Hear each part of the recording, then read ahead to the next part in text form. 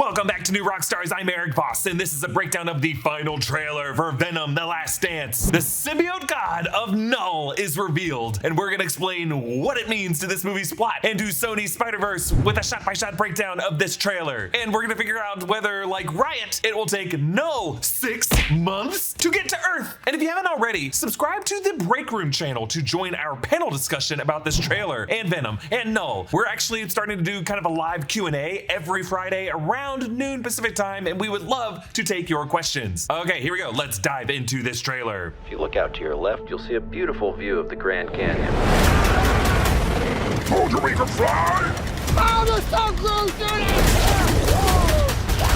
Okay, the trailer opens with the passenger plane with Que Onda Airlines, which translates to "What's up?" or "What's going on?" in Spanish, with the logo of a bird. Presumably, Eddie and Venom are flying back to the States from Mexico when we last saw them on vacation in the post-credit scenes of Venom Let There Be Carnage and Spider-Man No Way Home. Eddie and Venom teleported into the MCU briefly and then teleported back, leaving a bit of symbiote goo behind on the bar top in the MCU. Now, the past trailer for this third Venom movie showed some of that Venom goo get pinned under the container on the bar top by Chiwetel Ejiofor's character. We think he's playing Orwell Taylor, leader of a group called the Jury in the comics, but in this movie, the leader of a military group hunting the symbiotes. But that capture that we saw is not in the MCU 616 universe. This capture is taking place in a parallel bar back in Venom's universe, Universe 688, where a piece of Venom goo also broke off from Eddie and Venom. So two different universes, two different goos on two different bar tops. Now, the voice of the captain tells passengers to look out to the left to see the Grand Canyon. And fun fact, the reason most airline pilots talk over the PA,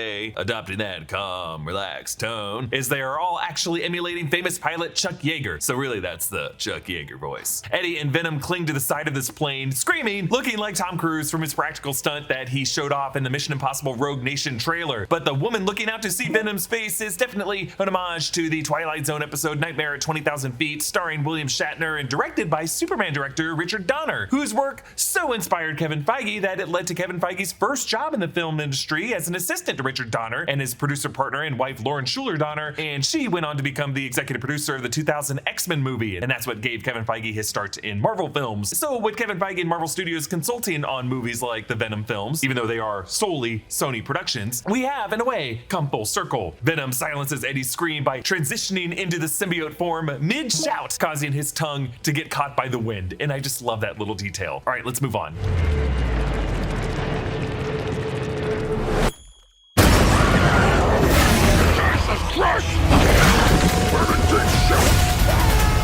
So Venom winks at this passenger, who then screams, and if you look closely, she throws her entire drink into the face of the guy next to her. This beastly creature latches onto the plane and charges at Venom. This is a xenophage, a feral alien species known for hunting symbiotes, whose brains are their favorite food. The longer a host has been bonded with a symbiote, the higher the brain's dopamine levels, and the tastier these brains are to the xenophage, kind of like an aged cheese. These creatures originally were introduced in Venom the Hunted back in 1996. The xenophage here has multiple legs and 3 tails. It's around the length of a dump truck. The xenophages are known to be metamorphs. They've actually disguised themselves as things like a china cabinet, and they have no pain receptors. But think about it, this thing must have leapt up onto the plane from below. So maybe from the Grand Canyon or somewhere in the American Southwest. Could be Area 51. We do see a desert set laboratory that seems to be where a lot of major events in this movie are going to be taking place. Maybe this thing got out from there. But like, think about it. It was on the ground and it looked up 30,000 feet in the air, and from that distance spotted another symbiote and then calculated the trajectory and the timing of the jump to be able to catch this plane, and it pulled it off. But that is what a xenophage can do. They can track a symbiote across incredible distances with any kinds of barriers in between them. Now, this trailer will tell us that all the symbiotes in this film series have come to Earth because they're really fleeing the symbiote god of Knull, and Knull has now sent these xenophage hunters after them. And I like in the shot, Venom squints into the sunlight, and then they do this effect on his eyes to where they go, ah, like wide with fear as the xenophage pounces on him, and he's like, Jesus Christ! The trailer moves on to Cat Stevens' Wild World. Cat Stevens wrote the song at the end of a 2-year relationship with actress Patty D'Arbanville, and looking back on it in 2009, Cat Stevens told Mojo magazine that the song is about, quote, leaving, the sadness of leaving, and the anticipation of what lies beyond. But you know, he probably said it in some way like, leaving, the sadness of leaving, and the anticipation of what lies beyond. That's a terrible Cat Stevens impression. I'm just, you know, when I read these quotes, I just try to imagine it sung by these singers. Now, some over the years have read read into the lyrics as like perhaps condescending to a woman leaving a relationship, trying to intimidate her at the end of it. Like the line, hope you have a lot of nice things to wear, but then a lot of nice things turn bad out there. Oh, baby, baby, it's a wild world. It's hard to get by on just a smile. You know, like,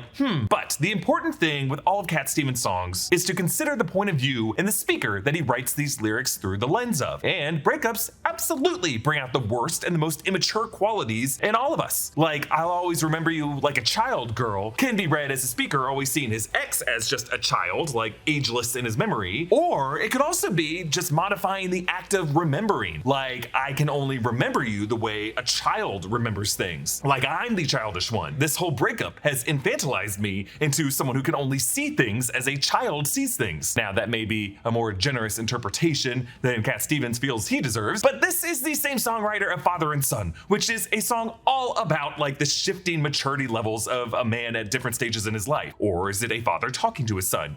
Both ways are valid. And I'm going so deep into this because this movie, Venom The Last Dance, seems to center around the question that Venom might have to detach from Eddie and how that separation might leave each of them feeling, since these years of being bonded together in this kind of dance has made them codependent, and ripping them apart could in a way de-age their minds into a less mature state. So we see Eddie falling from the plane and Venom opens up into a parachute. One of Eddie's cowboy boots fall off. We actually saw in the June trailer how he got these when he switched from his Crocs after Venom eats a bunch of these criminals in a warehouse that seems to be abusing dogs. Now we see a dozen meteorites crash into Earth in the desert as Juno Temple's character, Dr. Payne, looks out at the night sky, and we see she has a massive telescope, so you know she's just a frequent stargazer. Venom explains, "My home has found us," and that the xenophage was sent by my creator. Dr. Payne and Taylor affirm that these other symbiotes were running from something, and Venom and Eddie speak the name. What's his name then? No.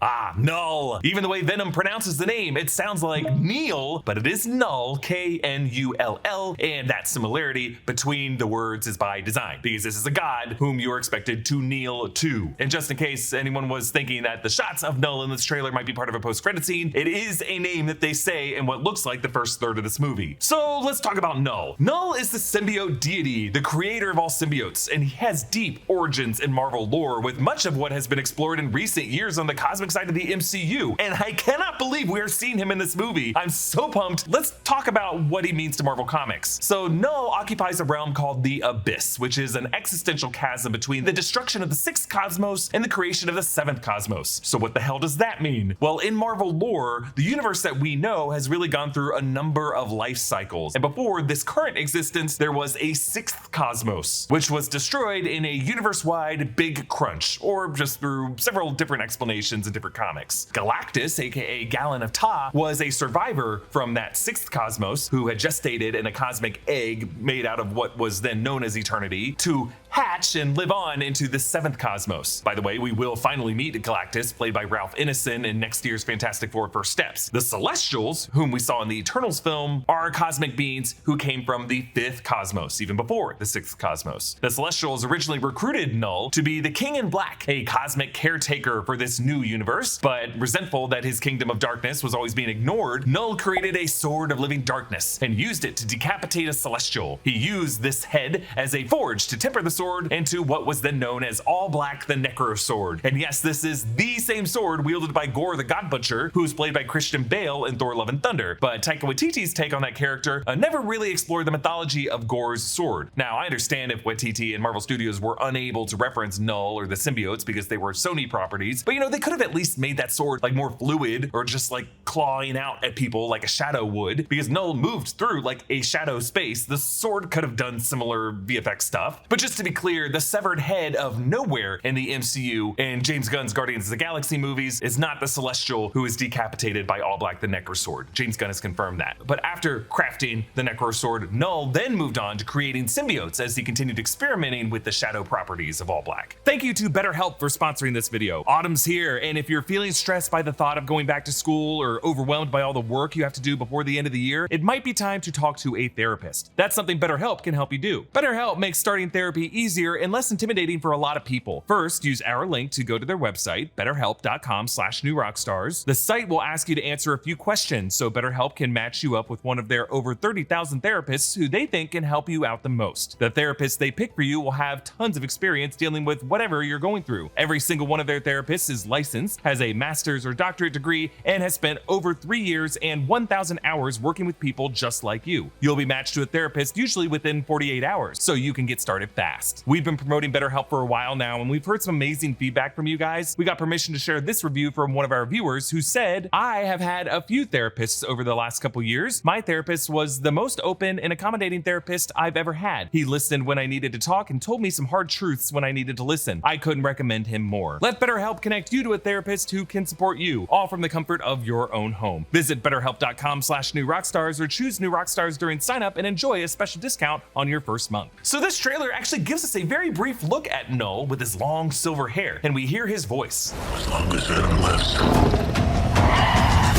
everything will end. Now, there are some unconfirmed claims going around that Norman Reedus might be playing Knull, but that has yet to be confirmed by any official sources. This film might be adapting the events of the 2018 Donny Cates Venom Rex storyline, which is a very big Knull story, but rather than the Knull-controlled Grendel in the comic, we have the Xenophage, and they might be using Toxin/Detective Mulligan as what Rex is in the comics. Rex's green outline text bubble in those comics could have inspired the decision to make Toxin green in this movie. So how connected could Knull be to the story of the Celestials in the MCU, the Big Bang that created the 6 Infinity Stones, or the big crunch that we might have seen the universe do in the opening imagery of the Loki season 1 finale, or even Galactus and Fantastic Four First Steps, or the origins of the Necrosword? I'll say not that likely to connect to the MCU, because I don't think Sony can or would do that much to mix the symbiote mythology with the cosmic mythology of the MCU, but I do think Knull wants to access the multiverse that has so far been the one path from the Sonyverse to the MCU. So what do Venom and Eddie have that Knull needs? I understand that their longer than usual host-parasite bond has enriched the dopamine levels in their shared brain to make it tastier to the xenophages, but specifically, why are so many of the symbiotes fleeing Knull, and what does the Venom symbiote have that Knull needs back in return? Well, one possibility is the fact that this symbiote actually made the journey across the multiverse, however brief. Venom said this in the Let There Be Carnage post-credit scene. 80 billion light years of hive knowledge across universes would explode your tiny little brain. So that hive mind knowledge, I believe, comes from Knull. I think Knull is stuck in this universe's abyss and wants to be able to travel to all universes in the multiverse. Knull probably knows about the existence of the multiverse through a past connection with Celestials who might not be identified as Celestials in this movie, but either way, he's unable to move throughout the multiverse. But Doctor Strange's spell in Spider-Man No Way Home caused Eddie Brock, along with others, to transfer to the 616 MCU, which in the case of Eddie and Venom was an anomalous mistake that for the first time allowed a symbiote to join that crossing, which broke some rules in this universe that were designed to trap symbiotes in only one reality, Universe 688. And that law was designed to avoid Knull from breaking out. I think Knull worries that if one of his nodes were able to break free from his hive as a new multiverse traveler, independent from the source of that hive himself, and the fact that that singular node of Eddie and Venom linked in that hive mind was able to make that jump has now just alerted Knull to go retrieve this drone. That could be why Venom now shushes Eddie from even speaking the name. It could be kind of like a Voldemort alarm from Deathly Hallows, where speaking the name signals the beacon. Later in this trailer, Dr. Payne says, "This world can't survive if you stay together." And by this world, she could be referring to Earth, or she could be referring to this universe. Like Eddie being charmed or selected, you could say, by the Runes of Kafkal's spell cast by Doctor Strange and then altered or broken by Peter Parker, caused this crisis where a symbiote linked with the Knull hive mind was able to have access to the multiverse. And in order to fix that mistake, they need to divorce Eddie from Venom permanently to keep Knull trapped in the abyss of this universe. Now let's play Knull's line again. Everything will end. I don't think that's the voice of Norman Reedus, but the bass on his voice reminds me of the voice that the Stranger Things crew used for Vecna, which was based on the iconic horror voices like Pinhead or Freddy Krueger. Now, throughout this, we see several shots of the Abyss Kingdom, which may very well be the symbiote home world of Clintar. There are several mummified corpses of other symbiotes with a pale, lifeless color as they're floating beneath the ground level of this, and then crawling all over the surfaces as we push toward Knull's throne are several xenophages. Now, for someone who claims to be the god of all symbiotes who created these symbiotes, it's telling that the minions in his court are things that eat the symbiotes. It's kind of like Scar ruling Pride Rock, but surrounding himself only with hyenas. I'll just say that I love this idea of the symbiotes being creatures of shadow that are constantly in this diasporatic exile from their home, trying to escape their creator, but always tethered back to the toxic source due to the hive mind that he created them with. Like he has his kids on forever leashes, and it's just creepy, but also makes you feel so bad for all these things. And that would make Eddie Brock the first good thing one of these refugees has found. And there's just something so sweet about that. In this section, we see Detective Mulligan returning from the second film, who remember had the venom tendrils around his neck and his eyes glowed, meaning that he was infected with a symbiote. And we now see him in this containment in what seems like this American Southwest government lab that, again, might be Area 51. Now, we know that he will become Toxin in this movie because that's what happens to Detective Mulligan in the comics. And actually, there was a promo that came out revealing his green appearance. Venom and Eddie get to Las Vegas, where a drunk guy in a tuxedo is doing some public urination, including right on Eddie's open-toed sandals. So Venom gives this guy the Will Smith treatment, and they take his tux. This trailer includes Eddie and Venom reflecting on moments of their previous two films, arguing, making breakfast from the 2018 film, and then sitting on the beach in the final shot of the second film. And we hear Venom say, "We are Groot," which kind of feels like it's a play on the "We are Venom" catchphrase. Eddie and Venom leap over this waterfall, and then Venom bonds to a fish to become Venom Fish. Concept art was released showing that we will also see a Venom frog in this movie, and we see a xenophage leaping after them up out of the water trying to eat them. Eddie and Venom merge into a horse to make a Venom horse, and the same way that Venom silenced Eddie's shout on the side of the plane, he now silences the horse's neigh and envelops the horse's entire head, forming this weird horse smile on the other side of the transition right before the Venom horse lets out this insane scream. And as this horse gallops and leaps, notice its hooves are not solid hooves, but these weird kind of claws that can grasp the ground. Eddie joins on a road trip with Rhys Ifans' character, whom the closed captions list as being named Martin. He says, "There comes a time in every man's life where he has to make a sacrifice." And there's this dramatic moment where Eddie's on this flaming tarmac at this desert base, reaching out as he tries to touch the symbiote tendril that kind of matches Michelangelo's creation of Adam. And Venom says,